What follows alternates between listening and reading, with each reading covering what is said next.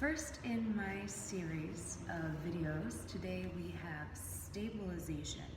So this is a really great video for anyone that has had any back issues, specifically low back issues, although actually the whole spine, any herniations, any bulging discs, any even just SI joint pain or tweaking of the spine. This can just help in a very gentle and thoughtful and supportive way to start to create and find stabilization. If you visualize a diamond or a gemstone, pick your favorite, and you put it in a tension setting, right? So the idea is that it's the internal pressure that keeps the gemstone or the diamond in place. So if that pressure gets moved and a prong goes this way, or this way, or this way, or this way, what's gonna happen to the diamond? It is gonna slip, right? And that's kind of what happens. Our bones of our vertebrae need to sit just like this to keep that disc in place. But if the bone shifts, for whatever reason, the disc starts to slide out to the side, to the front, or to the back. So you can actually have a bulging disc in multiple directions. Once one disc goes, right, the rest of the chain is then compromised.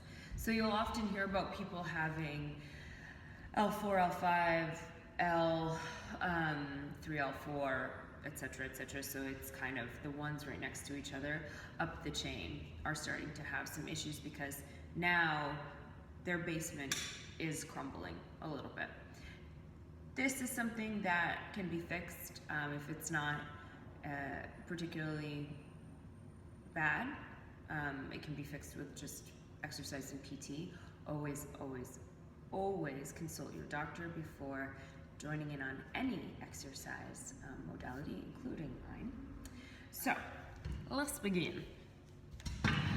If you could, I would love it if you could sit on a balance ball, one of those big bouncy balls, because them being unstable gives you a lot of information, and the dome of the ball matches the dome of our body that we're sitting on, so we can really start to find that pelvic floor. If you don't, like I don't right now, the chair is fine. So, Kegel exercise. Ladies, you know what I'm talking about. Gentlemen, you're like, what? The diaphragm and the pelvic floor have a relationship with each other. So, if this is my diaphragm and this is my pelvic floor, my diaphragm opens up about here in my body, all the way across. I think of it like a trampoline expanding down and out to the side. My lungs fill up with air, and because they fill up with air, my diaphragm has to drop out to create the space for my lungs. And then my pelvic floor does the same thing. This is on my inhale. So I inhale. As I exhale, my diaphragm presses at the base of the lung to help air expel out of my body. My pelvic floor lifts to help my diaphragm do just that. So if you think inhale down and out, and exhale engaging up, that's going to help us start to find it. Now, down and out does not mean push or press. It just means release tension. If you are dealing with pelvic floor syndrome or anything like that, you may have a PT that says never release all the way. Keep it at about a 1 degree engagement at all times. Fine. You should listen to your doctor. Elevators. Elevators are the thing I always think of. So we have an elevator door between inner thigh and inner thigh. As you exhale, you close that door first. You start to feel the elevator ride up behind the belly button through the center of the body, and as you inhale, it releases. Let's just try that 3 times. So we exhale. We close the door. We engage up and release.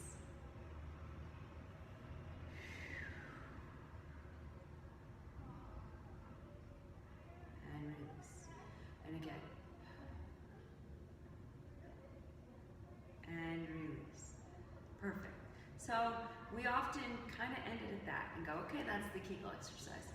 But there's more to it. So now I want you to think about an elevator door being from the front of your pubic bone to the back of your tailbone. So this one goes this way. And I want you to close those doors, different muscle group, and engage that elevator up through the shaft of the center of your body. Release it down and open the doors. So it's and release. So we exhale, engage, and down and release. Good. So that's the second set of it. But now we want to add all of that together. So doors going this way and doors going this way. We close the doors. We take that elevator, bring it up, and release it down. Let's do a few of those. And release. You'll notice on the videotape, you're not seeing my body change. It's so completely internal. It's so something that I just have to feel. But with practice, you're going to start to get a little more awareness down there. So, hey, are you in there? Are you working? Can you turn on for me? So closing those doors, lifting, and release. Great. So now we want to start to play with this a little bit. We want there to be 10 levels of the elevator. So let's close those elevator doors and lift that elevator up to 3. Good, and release. And then again, just up to 3, and release. Now what does it feel like to lift that elevator up to 5? A little different, and release. And then what about up to 8? And release. What about all the way up to 10? Closing those elevator doors and lifting up, and release all the way down. Now what if you close those elevator doors and lift it up to 10, but only release to a 3, and then lift it up to 10, and release to a 5, and up to 10, release to a 7, up to 10, and release. Though not the sexiest of all Pilates exercises that exist in the world, is definitely one of the most important. Taking a few minutes to practice that, changing your variable, is going to help you start to create a lot more control in that region, in that area, so that you are strong. It helps through stability. I mean, these are the muscles that wrap deeply down towards the lumbar and lower, right? So they're the basement of our body. Without a strong foundation, eventually the building's going to crumble. Okay, so let's add some movement to that. So we're going to exhale, close those elevator doors, and engage those abs. We're going to start to think about just lifting our heel of our right foot, and then as our elevator door comes down, so does our heel. Then we'll do the other side. Close the elevator doors, lifting the heel. Now what I notice is that my body wants to shift, right? So I'm trying to find that zipping up. I think about all of the energy coming central so that I can really stay stacked and really stay strong through the middle of my body, and that instead of kind of sifting my weight or rotating my pelvis. Again, I'm going to close those doors, engaging up through the abs. I'm going to lift through this heel. I'm noticing that this oblique is turning on to help me stay supported. Then I'm going to notice on this side, same thing. Right now I start to feel my transverse abdominis as well. I call it the sushi muscle because I think of a piece of seaweed on the outside of my maki roll, right? And if that seaweed comes undone, there goes like the avocado and the rice, and that is not a fun maki roll to try and eat when you're like picking rice out of your soy sauce, right? So we want to think of that same wrapping like the seaweed all the way around our body and engaging our abs, and that's going to help us stay stable when we start to bring movement into play, right? So the Kegel exercise helps us internally.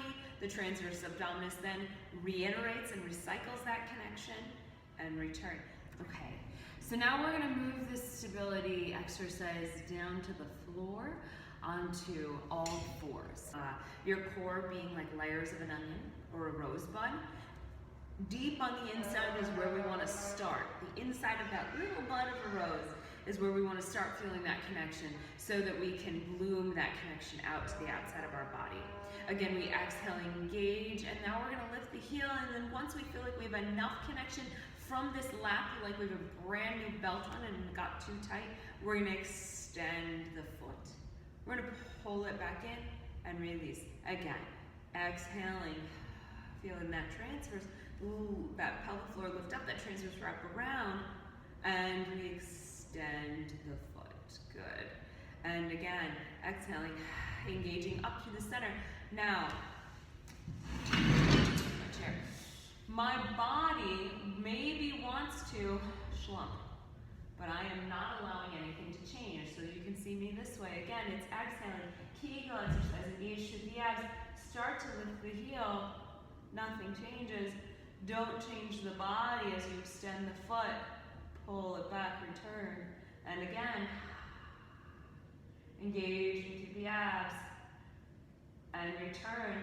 Everything's working here. My erectors are working, my obliques are working, my rectus abdominis is working, my transverse is working, my pelvic floor is working, and all of them are working in a sense of stabilization, turning on to support the spine, staying strong and elongated without dropping or rotating or changing the pelvis in any way, or popping or changing the thoracic spine ribcage area in any way, or forward heading or overly reaching back through that cervical spine, right? So we want a cervical being my neck. I want to think about this little like Eliza Doolittle, a bunch of books on top of my head or a crown. The top of my body is here, not here, right? A lot of the times when I say to people, okay, I want you to get taller, they go like this, which makes them look up higher, and so maybe they feel taller, but the truth is it's this. This is the lift.